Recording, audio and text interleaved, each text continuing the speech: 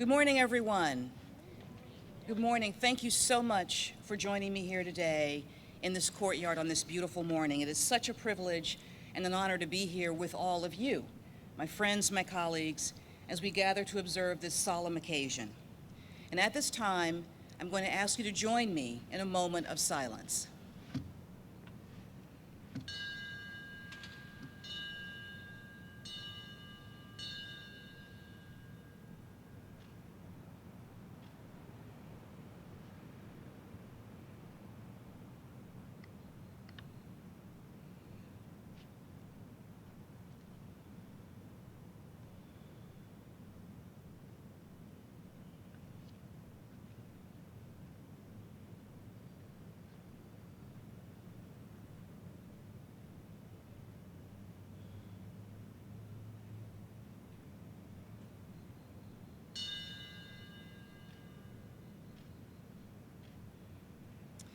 Thank you so much.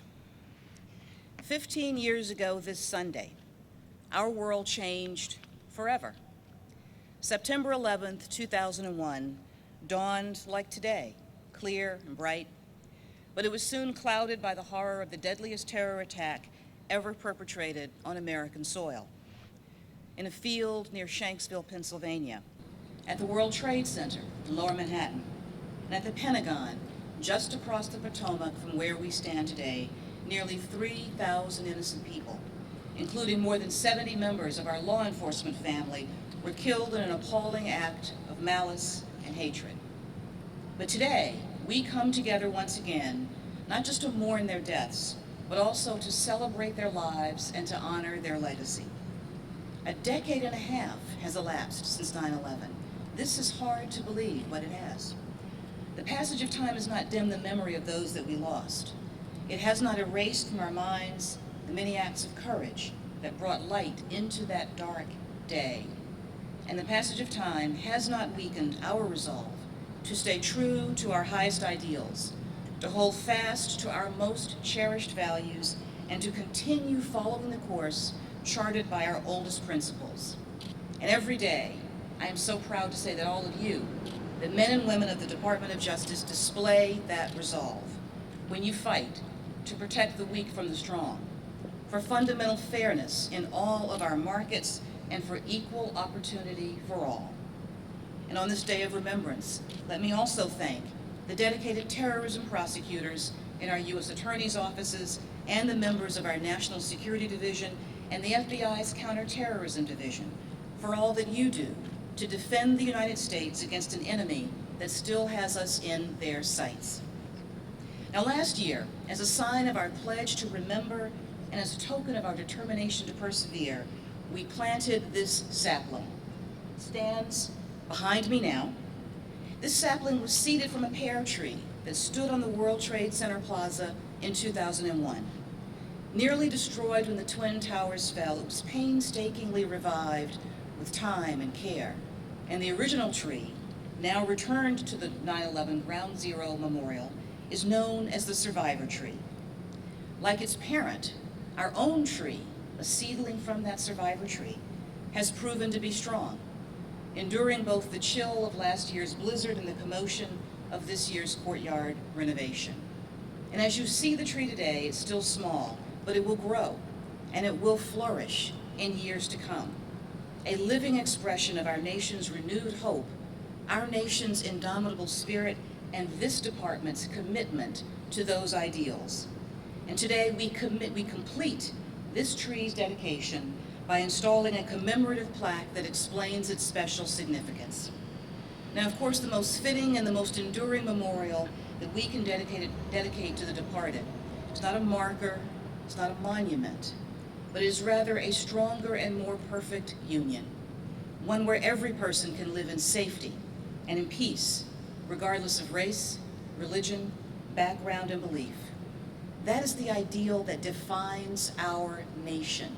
It's the ideal that we hold dear every day. It's the ideal that we live and work to perpetrate in this department. And of course, it was that ideal that prompted the forces of hatred and intolerance to unleash such great devastation on our land 15 years ago. But it is that ideal, that we must continue to pursue today. We continue to stand vigilant against all of those who seek to do our nation and its ideals and its people harm. We stand mindful of all who have died and sacrificed on its behalf.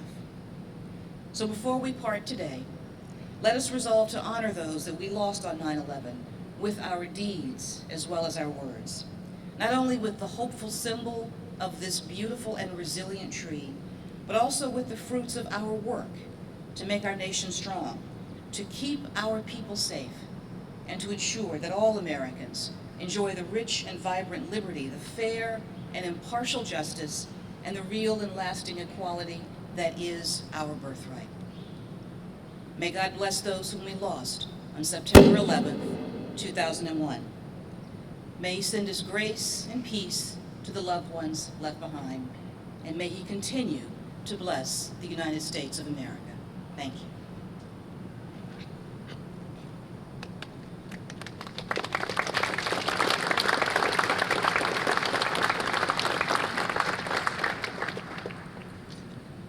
God bless America, land that I love. Stand beside her and guide her through the night with a light from above, from the mountains to the prairies, to the oceans white with foam. God bless America, my home, sweet home. God bless America, land that I love. Stand beside her and guide her through the night with a light from above, from the mountains to the prairies, to the oceans white with foam. God bless America, my home, sweet home. God bless America, my home, sweet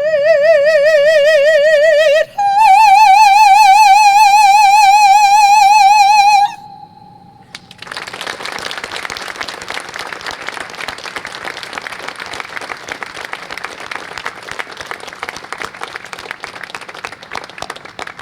Thank you, Rhea, for that beautiful, beautiful rendition of God Bless America. Thank you all for joining us here today to commemorate this sacred anniversary. That concludes our ceremony. If you haven't had a chance to look at either the tree or the plaque, I ask that you stay for a few moments and do so, and take it with you today and all the days that we honor those who've gone before. Thank you so much.